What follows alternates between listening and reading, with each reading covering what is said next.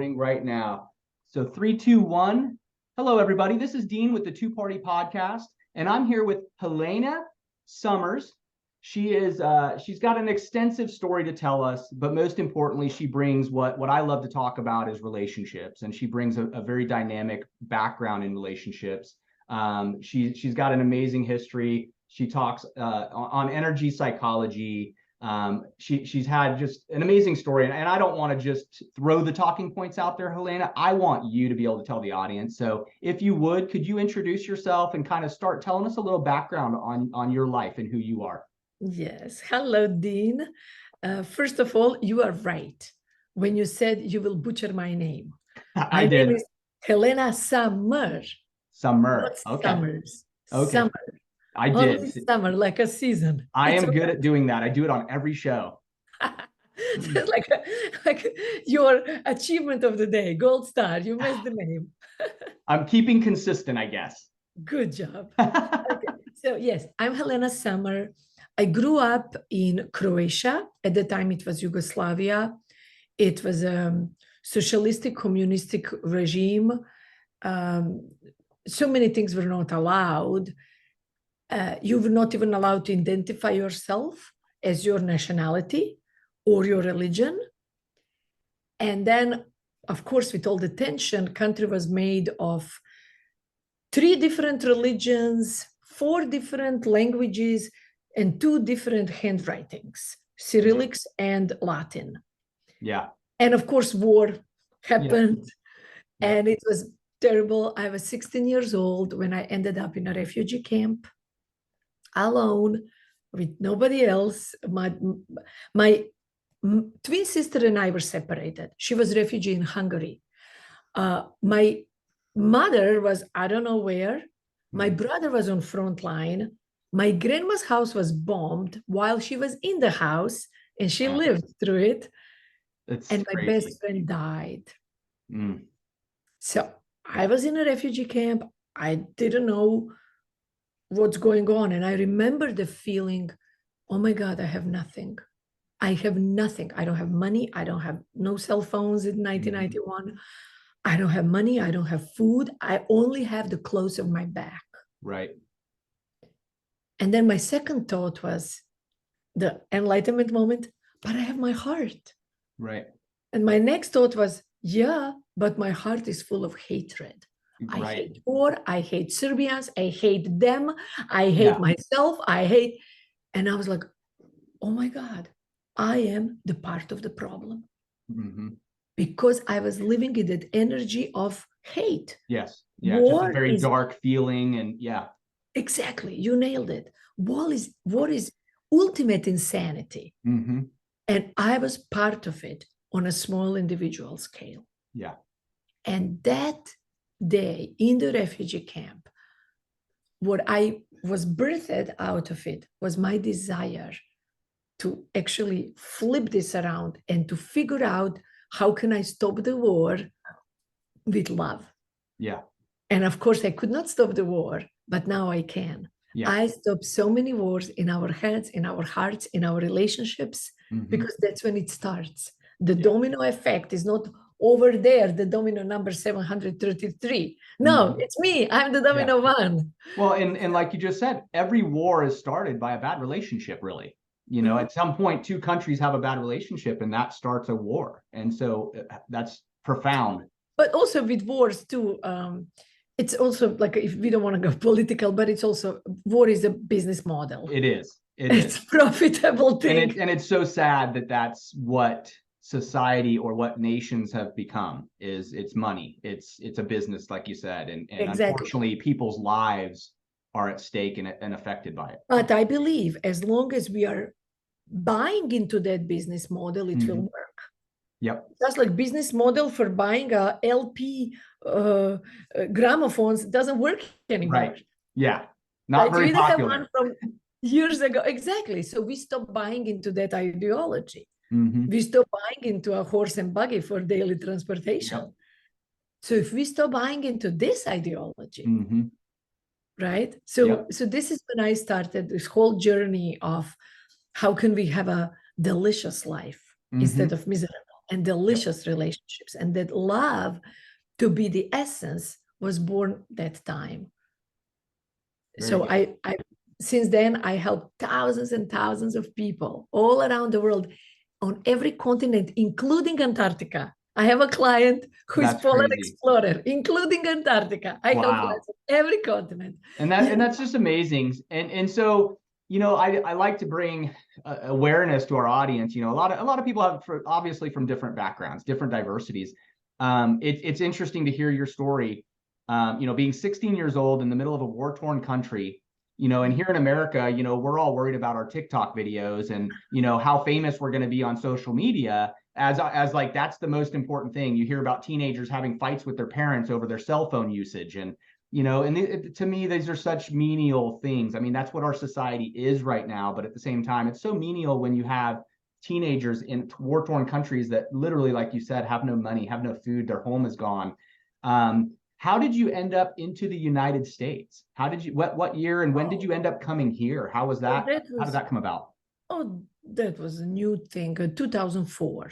Okay. It's an interesting story. My first husband, who we divorced, but we are still best of friends. Right. He arranged my second marriage to my second husband in Hawaii. That's not awkward at all, right? No, it's so normal. Totally normal. Totally normal. Yeah, that's what happened. Now, are they still, they're good friends then? No. Not really? No. They like, he's good friends with me. He was not even friends with him. Oh. He looked online and he was looking for a man for me. Yeah. And he said, this one, gorgeous man. My Hawaii husband, oh my gosh, the combination of Tom Cruise and Mel Gibson. Gorgeous surfer dude, blue eyes, dark skin. Oh my God.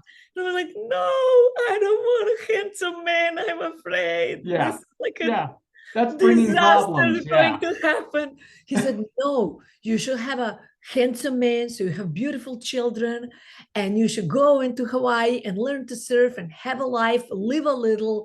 Don't be so scared of everything. Don't be so, because I was happy. I survived. I was very humble. I lived a life of celibacy, simplicity, and poverty, devoted to God, all of this.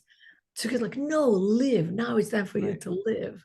This is how I end up in America. That's so funny. Your ex-husband chooses your next husband. I love that. That's great.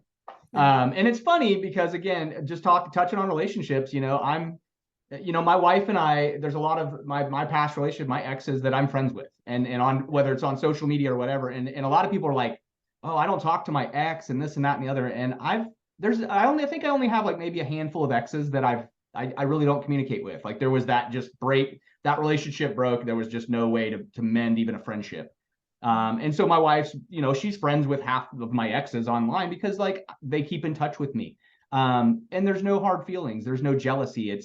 She understands I was younger. That was a relationship that didn't pan out. We understand it. And so those discussions and friendships can be there. It's not about a jealousy. It's not about what you had with them. It's about what I have with her, and just being adult about it, being mature about it.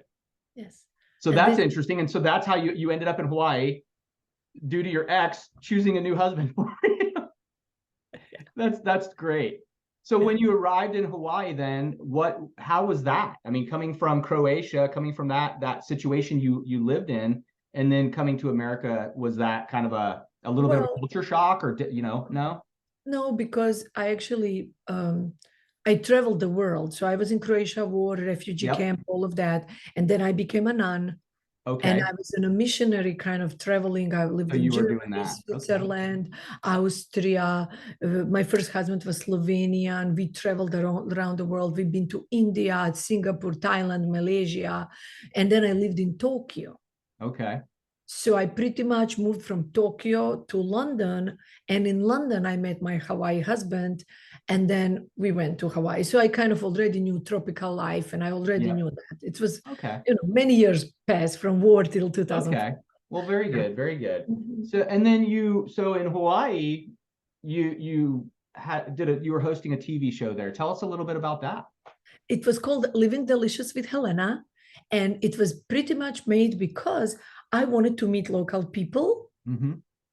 And everybody likes to come to be as a guest on a show. Yep. And this is why I think you are brilliantly smart. This is the most beautiful way to meet a lot of people and develop relationships and have, oh yeah, I know somebody in Texas, somebody in Hawaii, somebody in Colorado.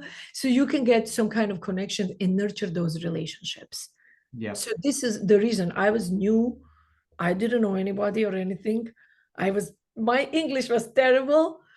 And I was still daring myself to do something that I needed to become part of community. Yeah, and that's huge. You know, everywhere I go, I try to find my place in my community. You know, I've lived in 40 of the 50 states. I've lived all over. I've you know, whether it's been work or just personal reasons, I've moved all over the United States. So every time I move somewhere, I do try to integrate myself in the community in a positive way. I always try to find somewhere where I can help. Whether it's you know, helping at a shelter or just overall getting involved with community politics, just to help the community that way, to better the community. And I think that's important. You got to build relationships where you're at, with the people that are around you. You know, to me, again, there's nothing more important than the relationships we have. Those are the things that make us who we are, let alone those are the things that help others grow. And to be unselfish about a relationship and help other people grow is really, to me, important these days. You know, it's great for me to work on myself for the rest of my life, but that's kind of selfish if I'm not willing to put a little effort into relationships with others and help them build their relationships. And that's why I love what you do. And that's why I love what you do. I love the opportunity to be able to meet people, and this show has really helped me to reach out to people like you and people around the world that I've had as guests. And it's been an honor to be able to speak with people around the world, hear their stories, and their stories touch my life. You know, that's the thing is every guest I've ever had on the show, they've had a little bit of information that has helped me. And to me, that's so important. And then me being able to benefit the audience by giving them the information from this guest is just amazing. Let's talk about, there's so many things I really want to touch on.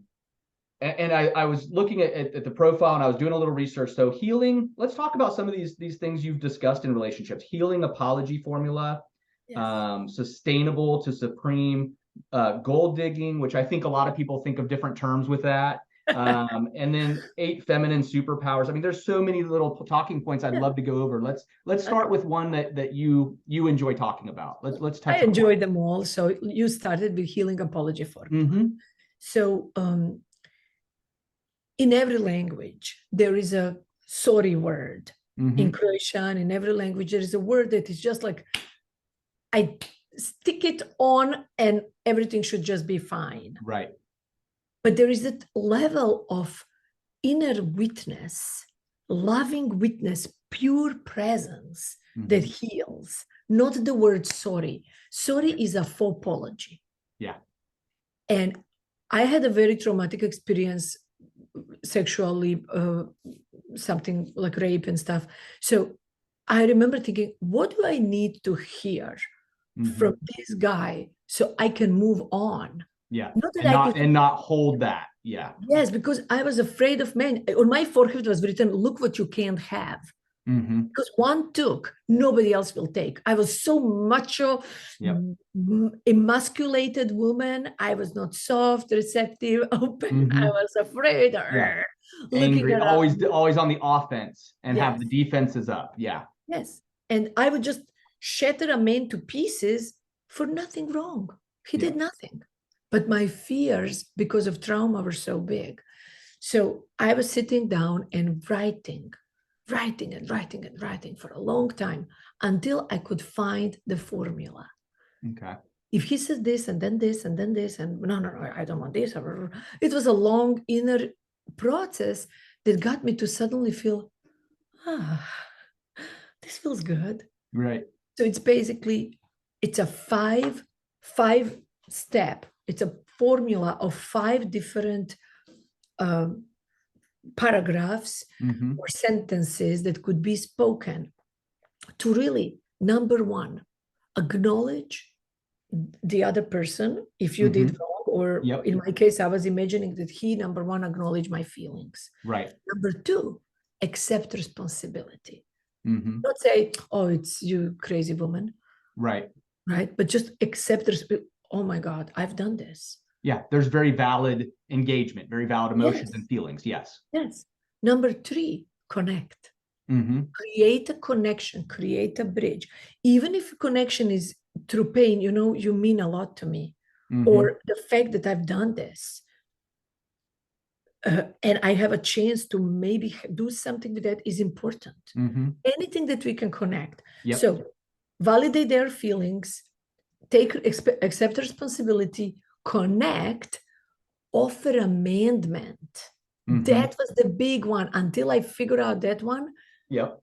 And an amendment that I imagine would be good if he donates money to charity that helps, special organization Women. that Yep. helps women with and younger women with Mm-hmm. rape kind of problems who have experienced that, donates money there every month for the rest of his life. Right. And I came to with amount. Mm-hmm. But this doesn't work. When I came to, this amount works. Yeah. Right? So Yep. this is the offer amendment. And the 5th step is accept, offer an apology. Right. The last word in the apology formula, after you offer an apology, is something like, I know it could take a lot of time if you could ever forgive me, but I Right. want you to know that I'm truly and genuinely sorry.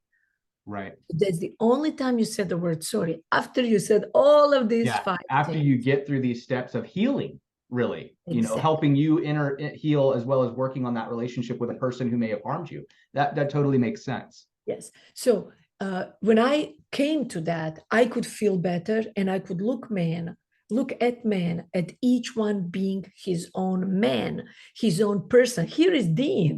Right. Here is Lexi. Here is Mark. Here is Jason. Mm-hmm. Versus, right? Yeah. So I actually became empowered by my own search for right words that could witness the pain and growth, not just, oh, you poor thing, oh, get over it now, right? So this is something that I created, and I use this a lot. And sometimes when my husband screws up something, he comes, hold on, he finds a healing apology formula. It's like, shh, and he's reading, and I know he's totally using my formula on me, and it's working. But and again, and it's working, and he's trying, Because the act of willingness, you nailed it. Correct. Act of willingness heals. Witness heals everything. Accountability. Sometimes it's about accountability. Sometimes people have arguments, and they're still mad at the person. They make the apology, they make the amends, but they're still arguing. They still are holding back something. And sometimes it's about just hearing that the other person is accountable. The other person's admitting they're wrong. And that's really sometimes what one person's waiting to hear to end the argument, is just like, hey, you admitted it, and you accepted it, and your behavior was wrong, and I know my behavior in that portion was wrong. So and that's the healing part of that, and that's amazing. And to simplify it into 5 steps, because a lot of people, these are lifelong. Some people have trauma that's lifelong. They're living with this guilt and this fear and because of this guilt and fear, they live with lifelong. Every relationship they have is broken, or they sabotage these relationships, right? I help clients use this formula for a parent who died. They imagine apologizing to the parent and the parent apologizing to them. Right. I have a client, she used it for her ancestry line. They were all slave owners, and she felt super guilty to this day about it. And then when she did that, apologized to all the slaves and brought all of this. Her way to help let go of that negative energy. And she energy. started like, oh my God, I'm so much lighter. I have a client who used it to apologize to her house because she was a hoarder. Oh boy. And she used it like, you sheltered me, you honed me, you protected me, and I treat you like you don't matter. Right. And that's very profound. I mean, and that people don't realize the little things, that's a great example of like, people have hurt in every aspect of life. I mean, everybody has a different level of hurt. What may be, like you just said, a client whose house may be her biggest fear and guilt. The next person, it could be something as simple as, breaking a family heirloom that they were supposed to carry on through the family. I mean, there's just so many things that people hold on to, and everybody's different. What's important to me may not be important to the next person. And that's very profound.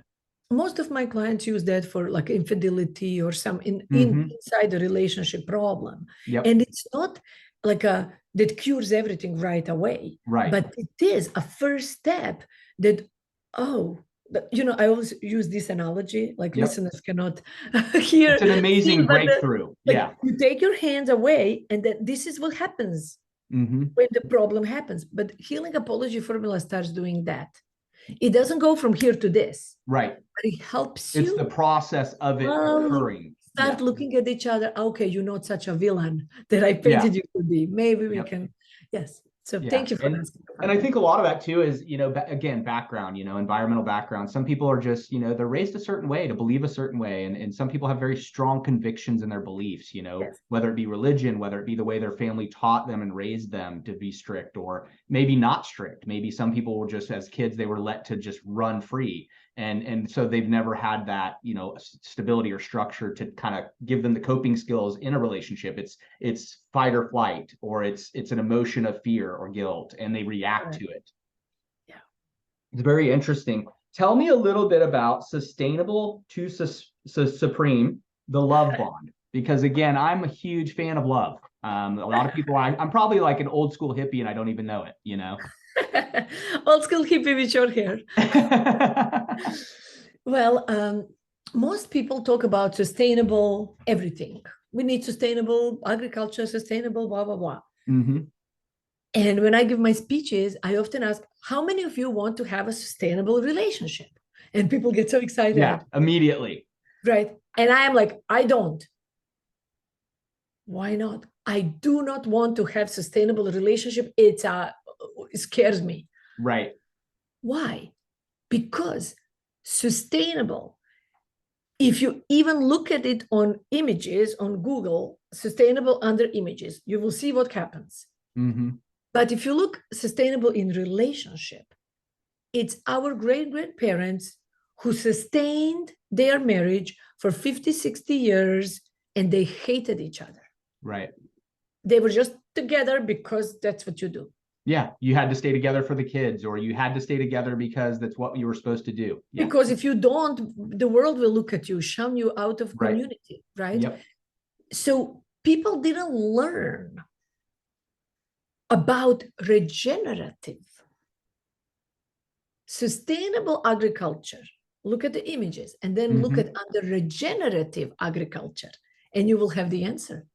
Okay. Regenerative relationship is the one in which you come together and you have a vitriol and fight about something, and then you are, while you're fighting and figuring out how to make it better. Versus sustainable relationship is we fight and hate each other, then we get upset, and then we give each other silent treatment, play dead for a day or 3 or 5, and then of course we need to eat and we need to function, so we start talking. Children who are born in sustainable relationships household, they never learn how you can heal and repair. They never learn this. Yeah. They don't know. They just know my parents never fight because they fight in the other room when you're sleeping. Right. It's hidden. And everything should be perfect. And the moment I have a first fight with my girlfriend or a wife or whatever, that means I'm wrong. Yeah. They don't know that there is a normal thing in life. Every day you have to brush your teeth.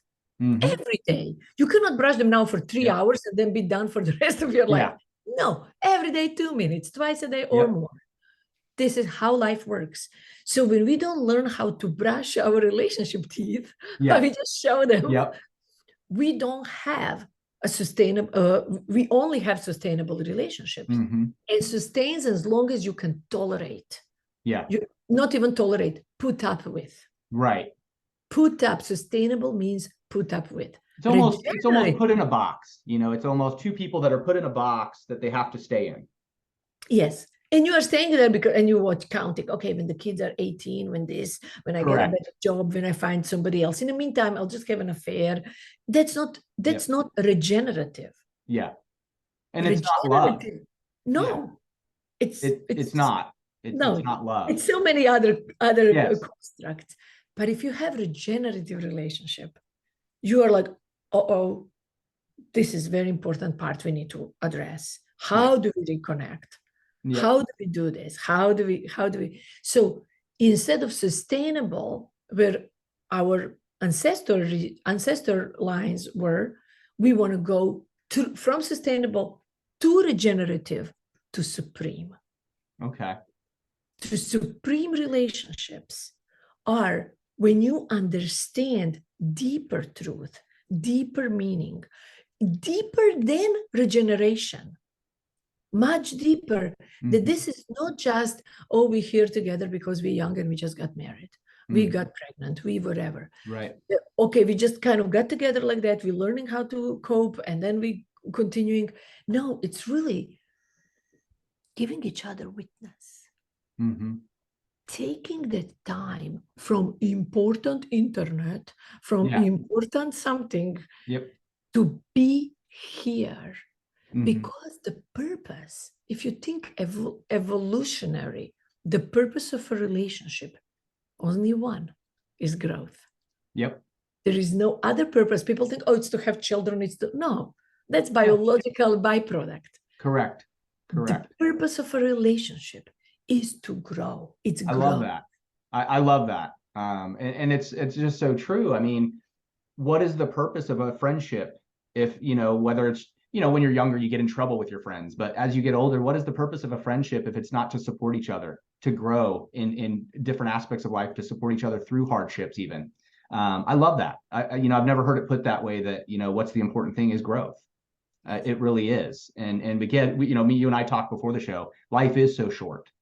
So why not grow during that life and sustain? The other thing that as you were discussing that in that supreme, getting to that regenerative to that supreme, is what crossed my mind is the work.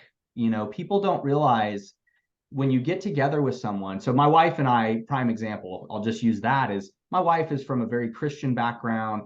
She had a very loving home, a very loving mother and father, sister, brother. Mine was absolute chaos. There was, you name the dysfunction in my household growing up, and it was there.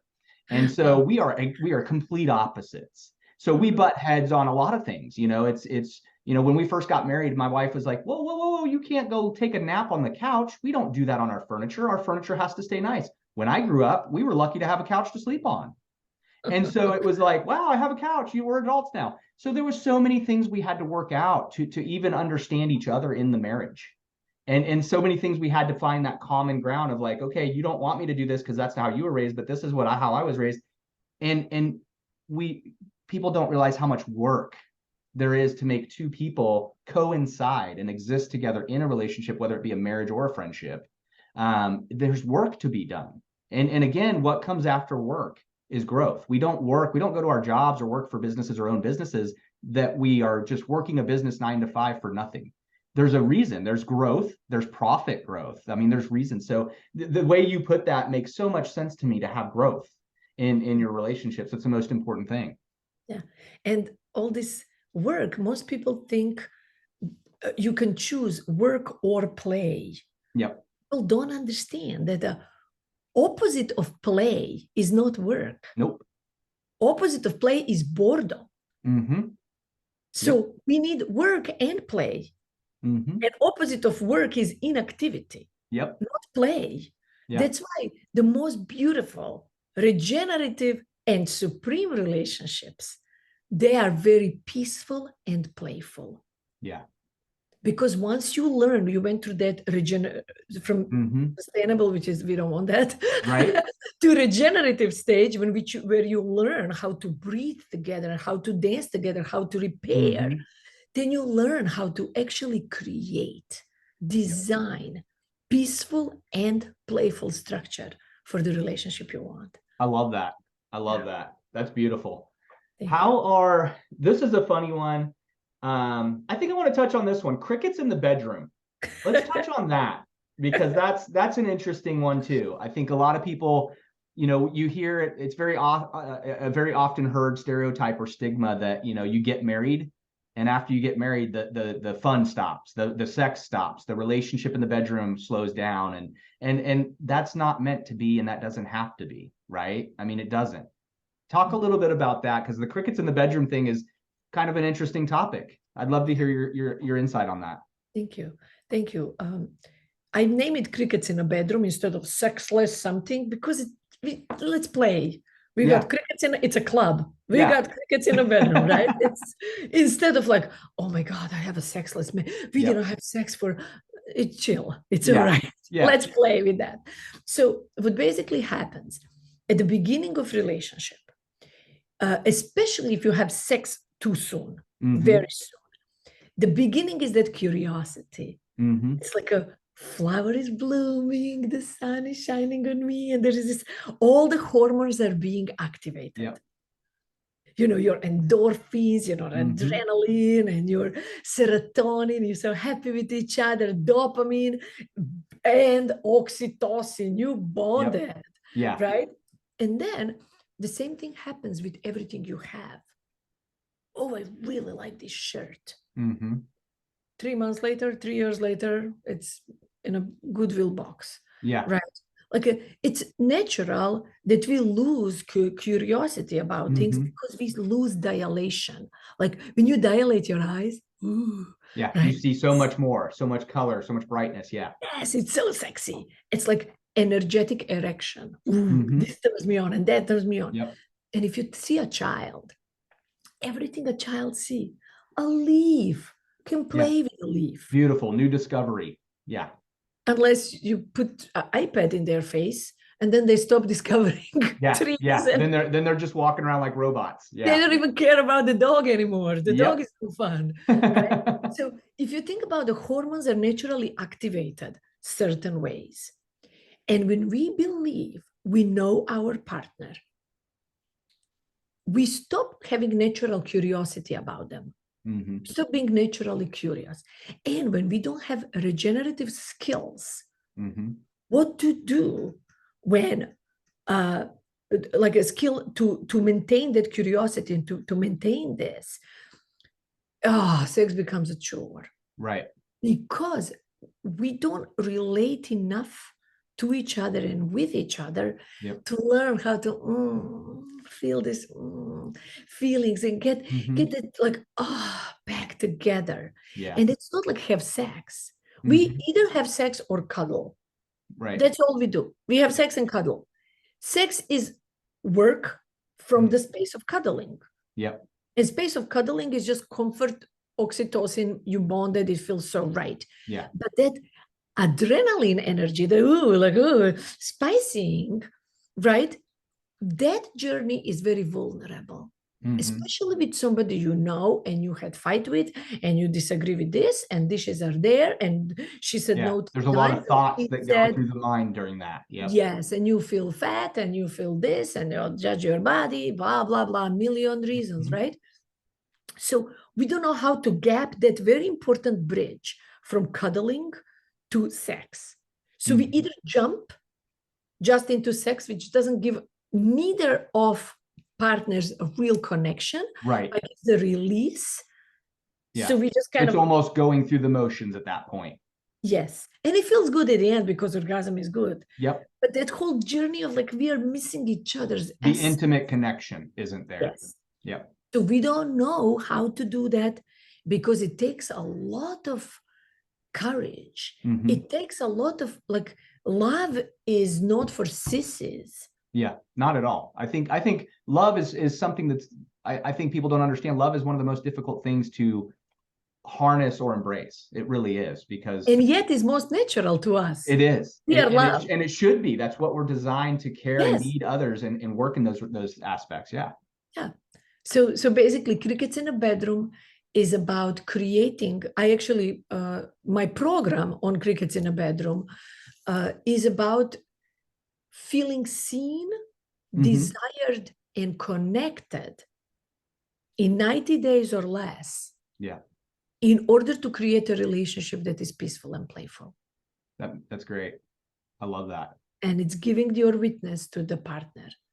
It's asking for the witness. There is so much in feeling seen, feeling desire, feeling connected, and you will have way more peaceful and absolutely more playful relationship. I love it. I love it. This The next one I want to touch on is gold digging. And again, I think there's a lot of people in the audience going, oh man, I dated one of those, because everybody thinks of this, what gold digging is. Let's touch a little bit on that, because again, I'd love to hear your perspective on what your meaning of that is. Yes, I'd like to be a little controversial. Yep. My teachings are not always politically correct, but they're definitely always scientifically accurate. Yep. So what I teach gold digging is digging the gold in the heart, gold in their personality, gold in their actions. I always tell my people, do this, Dean. It will make magic in your relationship. Listeners, do this like a 1 week, train yourself a little challenge.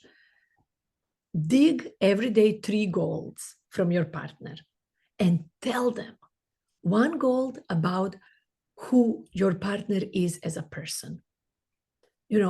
On time, reliable, with children, great mother, a beautiful artistry does something, or just the presence is so bright. Compliment their character. So peaceful.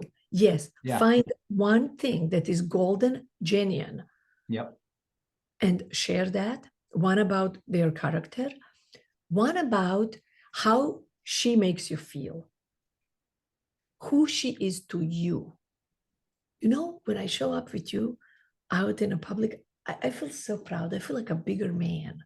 Right. Like we are a team. We are really cool. And this is because you always, you got my back, and I always love watching you. How can I support you and protect you and make sure that you are all good?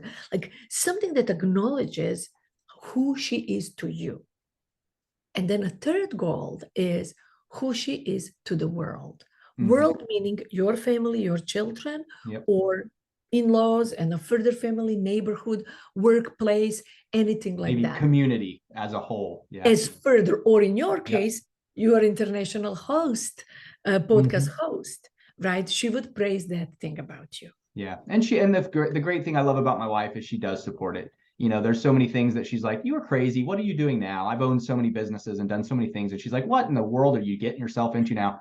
But from day one, she's really supported this. And I think she realizes that this is something that's a healthy outlet for me. And it gives me an opportunity to do the things I love, which is talk and meet people, which is something that drives her crazy because she's not that extrovert like I am. And so it's just fun that way. We have kind of fun with that conversation a lot. So if you dig 3 golds every day, and you can tell her, oh, this Helena Summer, she shared about gold digging. So I'm just going to dig the gold every day, 3 golds about you. And then she would be all, trust me, she would be, yes. She would listen. Right. She would see you. Yeah. Everybody wants to know, if you start your sentences with, you know what I like about you? She will suddenly hear you, even though you have to yell from the other room, close the door, or blah, blah, blah. She doesn't hear that. But when you say, you know what I like about you? Ears open, right?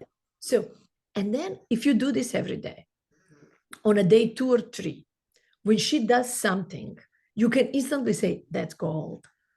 When she says something, that's gold, baby. So you are creating a culture in which we focus on what is good about our person. How many times they are all these women, they're married, have families, they meet, and they're just, my husband, BS, BS, BS about each other. And I always say, a bee goes to the flower. A bee goes to the honey. Where does the fly go? Not where you want to be. Do you want to be a fly? Or you want to be a bee? Up to you. And if you know, I always say relationships are the most delicious form of personal development. There is nothing more delicious. If you do it right, oh my God, absolutely fantastic. And I love the fact that, what you're discussing and talking about here is something that just comes to my mind is I don't really know a person I've ever met that doesn't enjoy a compliment even. Anyone, not just women. Women love compliments. They love to be acknowledged and given that attention. But what we don't talk about a lot is even men like that. Even men enjoy being acknowledged. They're as we used to say, support and stroke their ego. You know, for men, it's stroke the ego. For women, it's a genuine compliment. Women love that. They love to know they're beautiful. They love to know they're thought of. They're, you know, and a lot, I think that's a kind of a traditional thing that has probably been forgotten over the years. A lot of people in our society are busy with their phones and their social media that they forget that, you know, the person sitting right next to you deserves acknowledgement. It We deserves don't even attention. forget. We don't forget. We know it. Yep. We don't have enough electricity, enough courage, enough balls, right, to share that because we think we will sound like to express it. Obeying. I'm not man enough, or she will think I want something from her or whatever. Yeah. When somebody gives me a compliment, I'm like, yes, tell me more. Yeah, you want to soak it up like a sponge. Yeah. Yes, but most people, oh, you have a beautiful hair. Oh, really? I forgot to wash it. Yep. Or, oh, you have a beautiful, oh, I bought this in Walmart. They put this like a, they take that compliment and kind of bring it down. Yes. Instead of just like, oh, tell me more. Oh, right. Exactly. Yes, and everybody loves that. Yes. So we want to train. Some people cannot stand it because they think, what's your hidden? There's a motive. Yeah. Yes. You're trying to get something from me. Yeah. Nobody loves me. And you, if you love me, what do you want to steal from me? Yeah. The defenses go up immediately. Yep. Yes. And when that happens, that's okay. Yep. You choose to find flowers. This is what I have in my office. I don't have a pile of poop. Yeah. There's no flies swarming around. Right. That's beautiful. Yes. So I know we're running pretty short on time. Yes. Let's talk a little bit about every guest I have on the show. I like to ask them what they can tell the audience, maybe a hard time you went through, which you've discussed a few times in your life where you've had some difficult times when you were younger and stuff. Just to discuss or explain to the audience, maybe a time where you had a difficult time, how you overcame it, how you coped with something in your life that hit you like a ton of bricks and you were able to work through it. What is something even today that you do that helps you work through hard days or hard times? Yeah. The other day I had a really hard day because I was at like a business networking kind of event. And there was this woman next to me who said that she makes $200,000 a month. Whew. Oh my Lord, I felt so intimidated. I compared myself to her and whoa, I went spiraling down. Yep.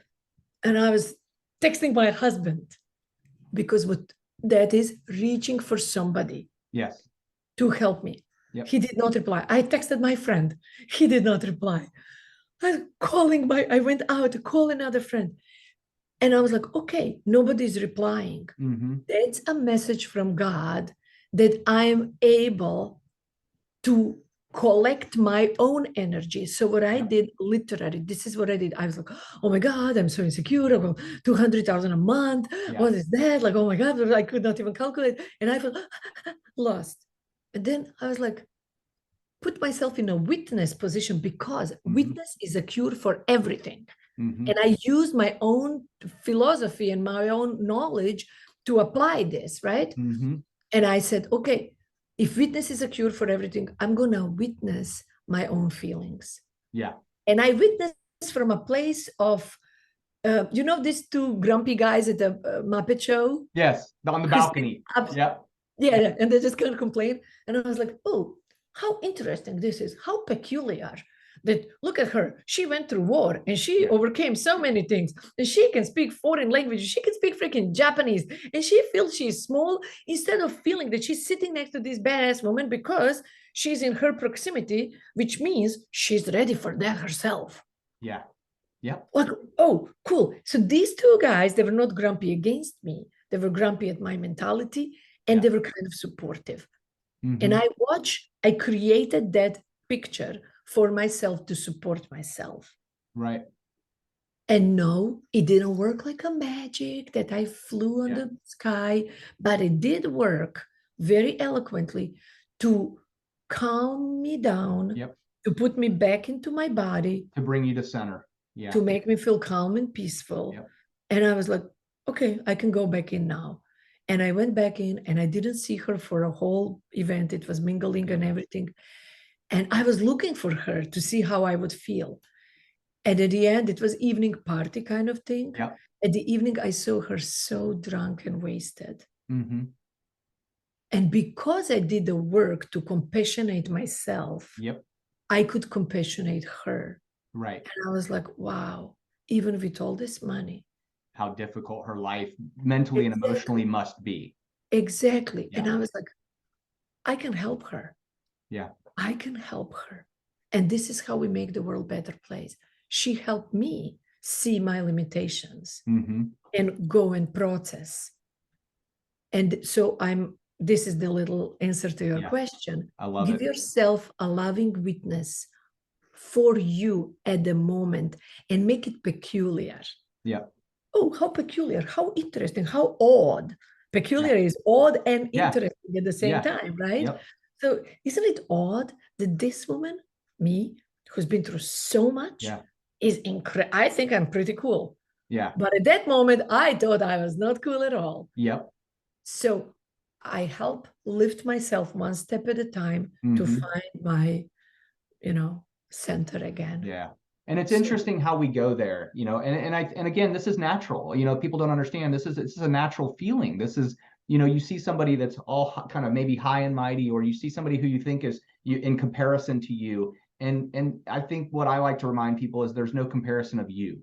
There's no comparison of another human being, because we're all so unique. We're all so individual. No matter whether it's a millionaire or a person on the street, both have the most unique story. They are the most unique being in who they are. Unfortunately, in life, as humans, we don't always recognize our uniqueness, and that the fact that we are a one-off of ourselves and no one else is like us. We may want to be a millionaire.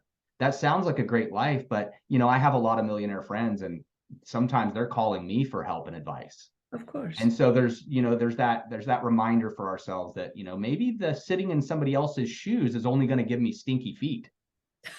And that's something somebody told me a long time ago, and it stuck with me.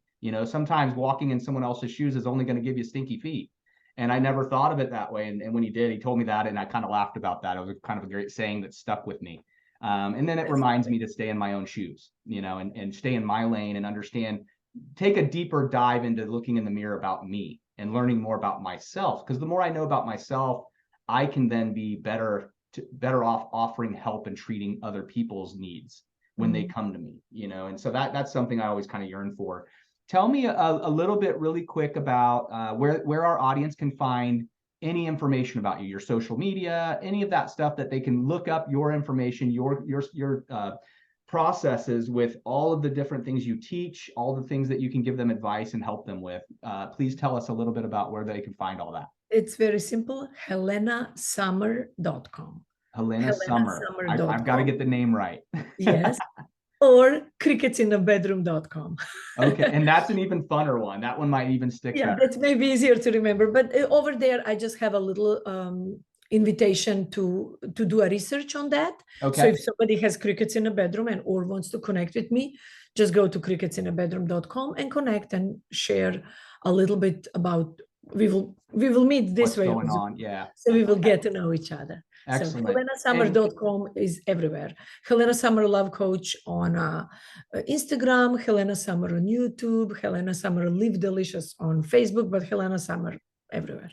Excellent. And as we always do, we will in the future, we always invite guests to come back again and do another episode. The reason I like to do that, and we've just started this year recording new content with guests from the past. The reason I like to do that is to touch base with these same guests and see where they're at in life now. It's great to hear a story and hear you today, and then in a year from now, come back to revisit and say, where are you at now? And hear the profound growth that you may have had in a year. And so we always invite guests to come back. I would love to know where you are at.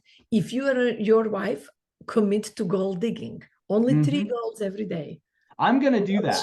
It's fantastic. My wife, she needs love, and sometimes I'm not always there, and she reminds me of that. And I think that's a very good point. The gold digging, something that I need to brush up on. Something as a man, I'm not really holding up my end of the compliments in the marriage. I mean, digging the gold, it's not easy. Yeah. It's not easy. You need to dig and sweat, and sometimes you don't find any gold. Yep. But the process of digging makes you better, makes you stronger. You accomplish certain parts. If somebody gives you an acre of land and says, You have 10 grams of gold here. Find it. Yeah. You And either I'm dig telling for you, it or you just get stuck with land and you're stuck with land.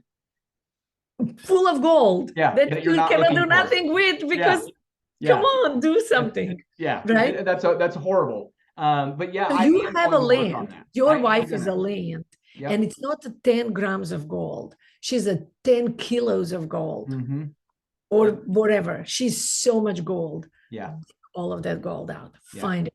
There's value in A everyone. rich man, and you will have a rich relationship. Yes. And that I'm looking forward to that. And I'm looking forward to having you back and have that discussion. Thank you, Dean. For sure. Yes. So again, Helena Summer. Yes. And you can find her at helenasummer.com and other multimedia, social media. We're going to have all of that posted on this podcast. So all that information will be found for the audience in the podcast descriptions. It's been great having you on here. Have a lovely day. Thank you so much.